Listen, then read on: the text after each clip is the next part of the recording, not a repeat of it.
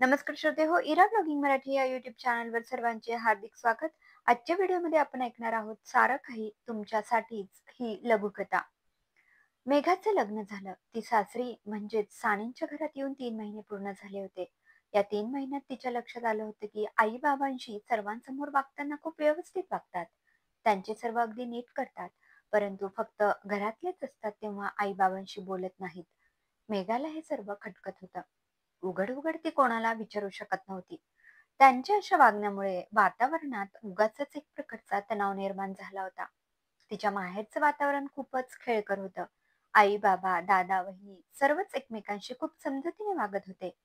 सासरी सुद्धा असंच वातावरण असावं असं तिला नेहमीच वाटायचं. एकदा तर तिने आईने त्यांच्या कपाटातील एक वस्तू तिला आणायला सांगितली तेव्हा तिने एका कप्प्यात खूप साड्या तशाच कोऱ्या घडी न मोडता ठेवलेल्या पाहिल्या. बहुतेक त्या बाबांनीच आईंना दिलेल्या असाव्यात. शेवटी एक दिवस सर्व काम आटोपल्यावर तिने मनीषला विचारलंच. मनीष, माझं लग्न झाल्यापासून मी पाहते आहे, आई आणि बाबा एकमेकांशी बोलत नाहीत. सर्वांसमोर ते एकमेकांशी खूप चांगले वागतात. असं का? मेघा, गेली अनेक वर्ष हे असंच चालू आहे. मी आणि महेशने आई बाबांना याबद्दल खूप वेळा खोदून खोदून विचारलं. दोघांपैकी कोणीही त्याचे उत्तर देत नाही. फक्त एवढेच म्हणतात, नाही रे, सगळे नीटच आहे. हो, पण हे साधारण नक्की कधीपासून चालू आहे? अगं, मी 10वीत असल्यापासून हे सगळं असंच सुरू आहे. त्याआधी आम्ही चौघेजण खूपच आनंदात होतो. नेहमी बाहेर फिरायला जायचो. घरात सगळे सण समारंभ अगदी खूप सुंदर रीतीने साजरे व्हायचे. एकमेकांशी मस्करी व्हायची. तुला आणि महेशला या सगळ्याचा खूप त्रास होत असेल ना? हो ग, खरंच. माझे बाबा आईशी खूपच प्रेमाने वागतात. तिच्या वाढदिवसाला नेहमी भेटवस्तू घेऊन येतात. आई त्यांच्याशी खूपच तुसडेपणाने वागते. त्यामुळे माझ्या आणि महेशच्या मनात आईबद्दल एक सूक्ष्म अढी निर्माण झाली आहे. माझे बाबा बँकेत होते, त्यामुळे त्यांच्या वेगवेगळ्या ठिकाणी बदल्या व्हायच्या. प्रत्येक वेळी आम्ही सर्वजण तिथे जाणं योग्य नव्हतं, कारण 3-3 वर्षासाठी शाळा बदलणं बरोबर नाही ना. मी 10वीत असताना एकदा आई एकटीच बाबांच्या बदलीच्या गावी गेली. त्यावेळी तिने 2 दिवसासाठी मामीला आमच्या सोबत राहायला बोलवलं. तिथून आल्यानंतर आईचं वागणं बदललं. मी एकदा आईंशी याबाबत बोलून पाहू का? मला हा घरच्या वातावरणातील तणाव सहन होत नाही. तू प्रयत्न करून बघ, कदाचित तुझ्या बोलण्याने काही चांगलं घडू शकेल. एक दिवस मेघा आणि आई दोघीच घरात असताना मेघाने आईंना विचारलं, आई, मला जरा तुमच्याशी बोलायचं आहे. खरं तर तुमच्या वैयक्तिक आयुष्याबद्दल बोलण्याचा मला काही अधिकार नाही, परंतु आपण सगळे एक कुटुंब आहोत आणि घरात आनंदाने राहायला हवं असं मला वाटतं. हो, बरोबर आहे तुझं. विचार ना, काय विचारायचं आहे? आई, माझं लग्न झाल्यापासून मी बघते की तुम्ही आणि बाबा सर्वांसमोर खूप व्यवस्थित वागता. पण फक्त आपणच असलो की तुम्ही बाबांशी काहीच बोलत नाही. असं काय कारण आहे की तुम्ही बाबांशी अबोला धरला आहे? मेघा, आहे कारण. पण मी ते आता कोणालाच सांगू इच्छित नाही. त्यामुळे जे जसं आहे तसं तू पण सांभाळून घे. मेघाचा नाईलाज झाला, परंतु जास्त खोलात जाणं शक्य नव्हतं, म्हणून ती शांत राहिली. 2 वर्षांनी बाबांना हृदयविकाराचा झटका आला आणि त्यांना हॉस्पिटलमध्ये काही दिवसांसाठी ऍडमिट केलं होतं. त्यानंतर ते घरी आले. मेघाला वाटले, आता तरी आई बाबांशी प्रेमाने वागते. छे, काहीच फरक झाला नाही. पुन्हा काही दिवसांनी बाबांना अस्वस्थ वाटू लागलं, म्हणून त्यांनी सगळ्यांना जवळ बोलावलं. हे बघा, आता माझं काही खरं नाही. मला कधीही बोलावणं येईल. त्यामुळे मी जे सांगतो ते सगळ्यांनी नीट लक्षपूर्वक ऐका. तिजोरीमध्ये सगळ्यात वर एक फाईल आहे. त्यामध्ये मी सगळं आपल्या प्रॉपर्टीचं लिहून ठेवलं आहे.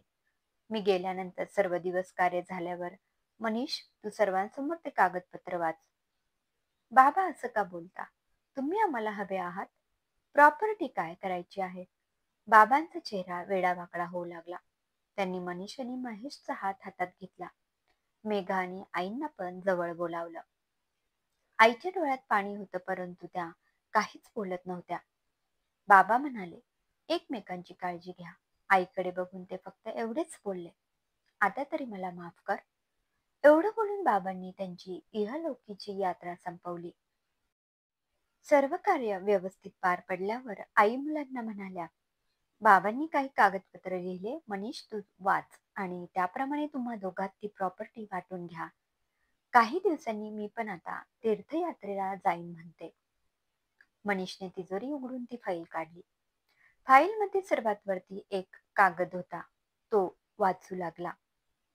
मुलांनो, तुमच्या मनात आईबद्दल अळी आहे, परंतु तिचा त्यात काहीच दोष नाही. माझ्याकडून खूप मोठा अपराध घडला आहे. आज मी त्याची कबुली देत आहे.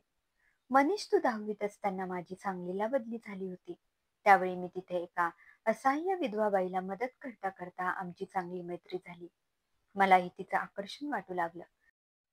ती काहीतरी देण्याच्या निमित्ताने माझ्या घरी येऊ लागली. आम्ही दोघं जवळ आलो आणि नको ते घडलं. कसं कोण जाणे, पण कोणीतरी तुमच्या आईला, शीलाला त्याबद्दल कळवलं. ती लागलीच तिथे आली. नेमके त्याच वेळी ती बाई माझ्या बरोबर होती. शीलाने तिला कानाखाली लगावून घराबाहेर काढलं. मला पण खूप काही बोलली. त्यावेळी मी खूप मोठी चूक केल्याचं माझ्या लक्षात आलं. मी शीलाची माफी मागितली, खूप गयावया केली. शेवटची संधी दे म्हणालो, पण तिने मला माफ केले नाही आणि मला सुनावलं, आपली मुलं आता मोठी झाली आहेत आणि या वयात तुम्ही असले धंदे करता. पण मुलांच्या मनावर काही विपरीत परिणाम होऊ नये, बाबा म्हणून तुमची प्रतिमा मलिन होऊ नये म्हणून मी तुमच्या बरोबर एकत्र राहीन. पण आपल्या दोघांमध्ये यापुढे नवरा बायकोचं नातं कधीच नसेल. तुम्ही सुद्धा मुलांना हे कधीच कळून देणार नाही, एवढं लक्षात ठेवा. नातेवाईकात आणि समाजात तुमची छिथू होऊ नये म्हणून सर्वांसमोर मी तुमची पत्नी म्हणून वागेन. फक्त तेवढंच, बाकी काहीच नाही. तिथून ती लगेच घरी आली. मी सुद्धा तिच्या मागोमाग सुट्टी घेऊन घरी आलं. मला वाटलं होतं काही काळाने तरी ती मला माफ करेल, परंतु ती जे बोलली ते आयुष्यभर तिने खरं केलं. एवढ्या मोठ्या चुकीची शिक्षा म्हणून तिने मला नाकारलं, पण माझं तुमच्या मनातलं आणि समाजातलं स्थान ढळू दिलं नाही. ती एकटीच सारं काही सहन करत राहिली. हा तिचा खूपच मोठेपणा आहे. तुम्ही सुद्धा मला माफ करा आणि आईबद्दल असलेली तुमच्या मनातील अडी काढून टाका. तिला आता खऱ्या अर्थानं तुमचं प्रेम द्या. तिने सारं काही तुमच्यासाठीच केलं आहे. पत्र वाचून झाल्यावर सगळे सुन्न झाले. मनीषने आईकडे पाहिलं. आईच्या डोळ्यातून अश्रू उघळत होते. तिघेही आईकडे गेले आणि आईचा हात हातात घेतला. आई, खरंच आम्ही तुला समजून घेतलं नाही. तू बाबांशी अशी वागतेस म्हणून आम्हाला तुझा राग यायचा. तुझ्या दृष्टीने तू योग्यच वागत होतीस. आई हुंदका देऊन बोलली. त्यावेळी एक स्त्री म्हणून बाबांनी माझा खूप मोठा अपमान केला. माझ्यासारख्या मानी स्त्रीला ते अजिबात सहन झालं नाही. तुम्ही माझ्या जागी असतात तर त्यांना माफ केलं असतं का? सर्वजण निरुत्तर झाले आणि एका सुरात म्हणाले, आई, आता बाबा गेले, त्यांच्याबरोबर मागचं सगळंही गेलं. आता आमच्या अशा वागण्याबद्दल तू आम्हाला माफ कर आणि आता तू कुठेही जायचं नाहीस. आपण सगळे एकत्र आनंदाने राहायचं आहे. इतक्यात मेघा लाजत म्हणाली, आई, आता तुम्हाला तुमच्या नातवाला खेळवण्यासाठी इथेच राहायचं आहे. मी आई होणार आहे. हे ऐकून आईला खूप आनंद झाला. तिने मेघाला प्रेमाने जवळ घेतलं. चौघांच्याही चेहऱ्यावर आनंद ओसंडून वाहत होता. समाप्त. लेखिका सीमा गंगाधरे. श्रोते हो, कशी वाटली ही छोटीशी कथा कमेंट मध्ये अवश्य कळवा. पुन्हा भेटूया एका नवीन कथेत. धन्यवाद.